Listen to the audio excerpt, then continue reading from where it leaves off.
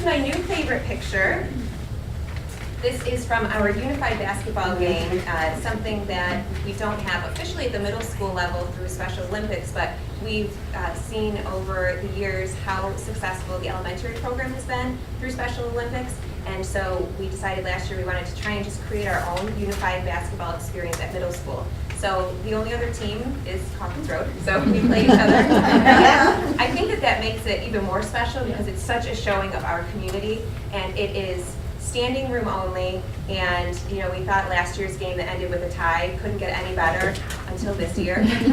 We were down 10, more like 15 points the entire game, and I had really resigned myself to the fact that we were not going to win the game. But I know that we're all winners in that gymnasium, because what you witness is truly just amazing, and anyone who's been there really knows it's not something that you can put into words.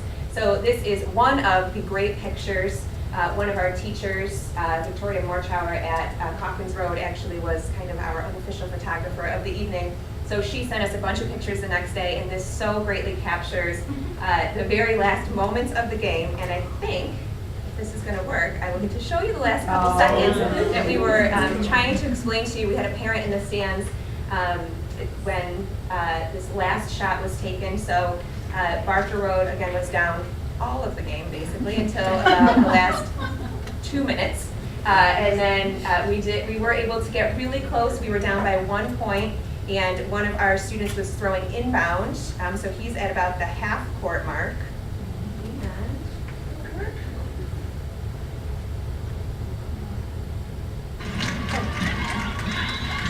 Throws it, caught by one of our students, and at the buzzer, the game-winning basket. And really, if I could have hand-selected a student for that to happen to, it would have been this student. And so this is right after. And the best part that video doesn't show is both teams storming the court to be able to just congratulate each other for the experience. So something so great to be a part of, and certainly reaches our social emotional learning goal. What we've seen is that the kids, all of our students involved in this, really, you see it in the classroom as well. They're talking to each other in the hallways and really understanding each other better. And some of our students with special needs who previously were going into classrooms with all of our student population are now really engaging more, participating, wanting to work in groups with students. So what we see there on that night really extends into the classroom and beyond. So that's something that we're really, really excited about, and we can't wait to see what's going to happen next year. So one of the things, as far as our social emotional learning goal, we were able to participate in the Institute for Ethics and Excellence CEEA survey this year, and that's really a survey that goes out to students, to staff, and to parents to look at our school culture. So it's really looking at not only how are we creating a culture for learning and for academics, but how intentional are we being in creating a socially engaging environment for kids at the middle school. And so we participated in that survey with our students and had great response from parents and students in November, and from our staff as well. And Mrs. Sealer and I looked at that information right in December with Rich Greasy and Sue Gager, who came over and really helped us kind of disaggregate the data and look at what was really overwhelmingly a very positive survey as far as the results. But of course, we always go to what are those areas where we can fine-tune things? Are there areas where we can increase student voice, or ways that we can be more intentional in creating some of those positive cultural experiences for kids and making sure that every child feels connected in the middle school. So currently what we're doing with that is our social emotional learning committee has been working with Rich and Sue and Terry to be able to look at that data and really take some time and go through the collaborative inquiry process with that and try and decide what are the next steps. And we want to make sure that we're really thoughtful about that, and that we're choosing areas of focus that are really going to be meaningful for us and show us a lot of returns. So hopefully next month they will be making a recommendation to our instructional leadership team about what next steps might look like. We're going to actually go through that collaborative inquiry process with our ILT, looking at the data that we have from the survey. And I'm hoping in my final report to you at the end of the year that I'll be able to share with you what some of those next steps might be. And we're looking to integrate whatever those recommendations are into next school year. But also, we typically have a Barker Road Professional Development Day during the summer. And so I think that's a great way to kind of capitalize on some time that we have together with staff to be able to kind of take some next steps forward, whether that's looking at classroom compacts or increased ways to introduce student voice in the classroom. So we are excited for that opportunity. So what we wanted to do, in addition to this and the information that we get, or that we've gotten from this survey, is to really build upon what we've already done as far as our school culture at Barker Road. So you'll remember, hopefully, the last couple years we looked at our core principles and adding the core principle of empathy. And our student council looked last year at rolling that out to students along with all new icons for the core principles and putting those posters in every classroom and in large spaces. So we took that and our staff worked with our student council to create a new mission statement and motto, which we shared last year with our staff. And this year we shared it with our students, and we shared it also including a new logo for Barker Road Middle School. And we decided to get a little risky and include a Viking ship instead of just the typical Viking mascot, because we really saw it as our journey towards high school, our journey of learning together. And so in order to kind of celebrate this new logo, our student council created a whole rollout with students, and they actually purchased t-shirts with our new logo on it for all students and staff in the building, and created a spirit week that was really devoted to the concepts of inspiration and empowerment and success. And it culminated with everyone wearing their shirts with the school logo. So that's been kind of the beginning of our plan of rolling this out. And our next step is something that's going on right now, is we really wanted some way to remember this. And when we first started the process of looking at our motto, our mission statement, which was over 25 years old, we decided that we really wanted something that we could ask anyone in the school, what are we about, what is our mission, and people would have a sense of what that is. So we wanted to keep it concise and keep it meaningful and powerful, and so we also wanted a way for it to last here at Barker Road. So we are looking at a tile project currently, and all of the students, they started last week, and depending on their grade level, sometime by the end of the next couple weeks, they will have all created a tile that represents our core principles, our new mission motto, or anything else that they feel really represents our school culture. And it will go on their tile, and we're gonna shellac them, and they're going on a gorgeous wall, right in the beginning of the school, my favorite wall. I think Jeff Beardsley calls it Shana's hate wall. It is a very unique color orange, but now it will be brightly colored and filled in with all of the tiles from our students and our staff. So in our last Superintendents Day, every staff member was able to create a tile. These are some of their tiles that they created. And even though some of them were very anxious about coloring on demand, they really made some amazing things. And so we're really proud of it and excited and hoping we can share that in its completion with kids on this wall, maybe even as soon as after the April break. So we're very excited about that.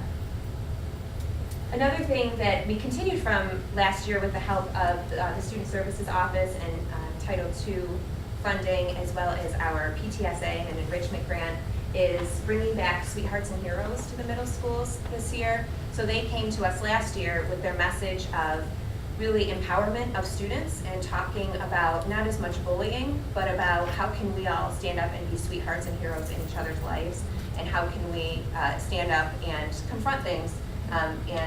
They really use the concept of stop, drop, and roll quite a bit, that every student, every child in America knows what to do in case of a fire. That they stop, drop, and roll because we've taught that to them, but we've never really explicitly taught kids what to do when they see bullying or when they see things that aren't right, and that's why kids don't act, because they really don't know what to do. So they come, they have such an engaging format, and the kids were so excited because we brought them back this year. So our 6th graders got to see the original presentation, and our 7th and 8th graders got to see something that was a little more focused on cyberbullying and how online that things can even be more hurtful because you can go back to them over and over again. So even one incident online can be so painful, depending on how many times a student goes back and reads that online.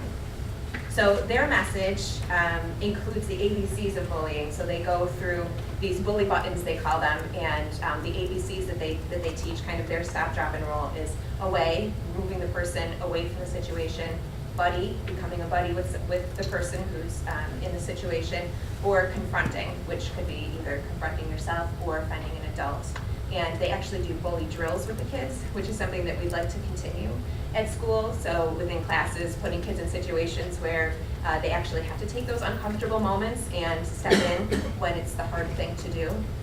We're also talking about how can we just even get this language out in the school. So our ILT is looking at ways to even just visually get some posters around the school reminding kids of a couple concepts. One is the ABCs of bullying, and the other is the concept of HOPE, which stands for Hold On, Possibilities Exist. And this is Sergeant Rick Yarash, who comes with Sweethearts and Heroes. So he and Tom Murphy come and talk to the kids, and he talks about how even though he was so badly injured in a tour in Iraq, and really his life changed so greatly, but he didn't give up hope. And so he talks about how even though he was captain of his wrestling team and his football team and was this great, handsome, fit soldier, that really his life was so drastically changed that he wouldn't take it back and do it differently, because he's used that as a platform to change so many kids' lives. And I think all of our parents would be so amazed and impressed at our kids and how they react to these gentlemen at the end of each assembly. And our sixth graders who've never met Rick before and who heard the assembly, at the end I was standing up front at the front of the auditorium with him, and at least 20 or 30 students came up, shook his hand, which is badly deformed, looked him in the eyes and said things like, "It's such an honor to meet you, your story's so inspiring, thank you for your service."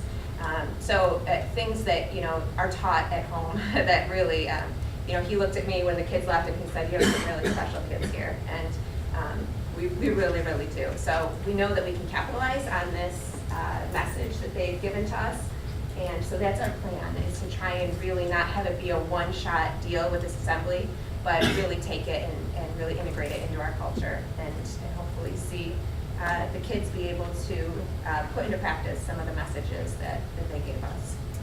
So a big thanks to everyone who helped make that happen, because we did it pretty last minute this year. They had a date that opened, and we really squeezed it in, and it was definitely worth it. So our second goal, in addition to our social emotional learning goal, is our RTI goal, which used to stand for response to intervention, but we've renamed it. It has, as you will hear, as responsive tiered instruction. And this year what we really wanted to do was ground ourselves back in our work, our PLC work, and go all the way back to the research that got us here, and getting back to the why this work is so important for us to be doing.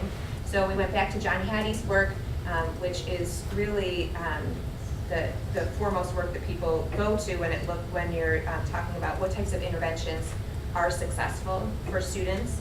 And his work really represents the achievement of over 80 million students across the world, and looks at what are things that we can do with kids that are even more powerful than poverty, that are even more powerful than the home experience or lack of support in the home, that will help kids grow and change and develop. And one of his top pieces is response to intervention, but I think it kind of has had a tainted view over the last 10 or so years, because it's really become more of a paper trail, and I think it gets seen as kind of a roadblock sometimes to getting kids the interventions or services that they need. So looking at responsive tiered instruction is really what our focus has been, and that has been through our PLC work, looking at how can we define for kids exactly what they need to know and make some promises to them about what all of our kids will get when they leave each grade level or each content area. So to do that, we know that we need to define the essentials in each area. So instead of closing the doors in our classroom and taking our curriculum and deciding amongst those very large documents what's most important in each classroom, we're really looking at how can we be more consistent and still have autonomy in classes and allow teachers to have that autonomy, but know that by the end of a unit or a certain content that there'll be certain things that we expect that all kids will know. They're kind of our hills to die on. So those are the things that are so important that we're willing to intervene and reteach or pre-teach that information or include some type of intervention to make sure that every kid has that essential. So this is going to allow us to hopefully put some more flexible supports in place. So we've had this year some amazing PLC teams who started working together really just last year. And this year we've had, our Spanish team, for example, have actually created really their own AIS service where they are working together one day a week during lunch and pulling in students and dividing them by skill, by what they need, so that they have peer tutors coming in and using all the teachers and their special education consultant teacher and breaking the kids up by the skill that they need to target. So instead of everyone working with the kids every day at lunch and trying to put out little fires, they're really targeting their resources and I think being able to break things down by the essentials and looking at each student by the skills that they need and by the standards that they need to reach. It's really allowed them to be able to be much more flexible and actually just use their time in a more meaningful way. So this year we went back to looking at our 4 PLC questions. What do we want and expect students to learn? How will we know if they've learned it? How will we respond if they haven't learned it or if they have already learned it? And this year we took a step back and took a deep breath and realized that we're looking at a 5 to 7 year goal of really implementing our PLC work. And in order to do it right and not just go through the motions, that we really needed to slow down and take a really close look at question number 1, which is what do we expect students to learn? And so what we chose to do was set a goal at the beginning of the year on Superintendents Day of having each PLC team agree upon 2 or 3 essential skills or standards that they would all agree are essential. And from that, we provided some resources, some ways for them to actually capture those standards, and also to look at what are the prerequisite skills or information that they would need in order to reach that standard. What time of the year does that standard occur? What are some student exemplars of that work? And really that was the only expectation that we had, was that those agreements would happen. 2 or 3 skills or standards per semester. And that's really pretty early on in the PLC process. At the beginning of the year, we looked at a video, and there's actually an article as well about the 7 stages of collaboration. And that's pretty early on in those stages. And we said, we're okay with that. We're going to focus on those first 3 stages and really know what we're doing and be intentional and move forward when we're ready. And so in the spring at Superintendents Day, we looked at those. Again, we shared some of the things that we had done. And in order to give me some feedback as far as where we were ready to move forward, as teachers were sharing on sticky notes a couple of the things they'd accomplished and sharing that in mixed groups, we looked again at the video on the 7 stages of collaboration. And even though we had agreed to just stick with the first 3 stages, when the teachers went up and put the sticky notes of what they've been doing on those different stages, you could see that they've really pushed so far beyond that. And I think a lot of that is because they're amazing teachers and they're inspired by what they do, but also because we're just taking the time to move slowly and move at a pace that feels natural, and to be able to have the teachers picking the projects or the content or the assessments or things that they really feel passionate about. And so this has helped us to see kind of where we need to move forward for next year, and that's where we really left this work just last week on Superintendents Day, looking at goal planning for next year for each team, and then also that'll give me feedback to bring back to our ILT to try and make some adjustments to our goal for RTI for next year.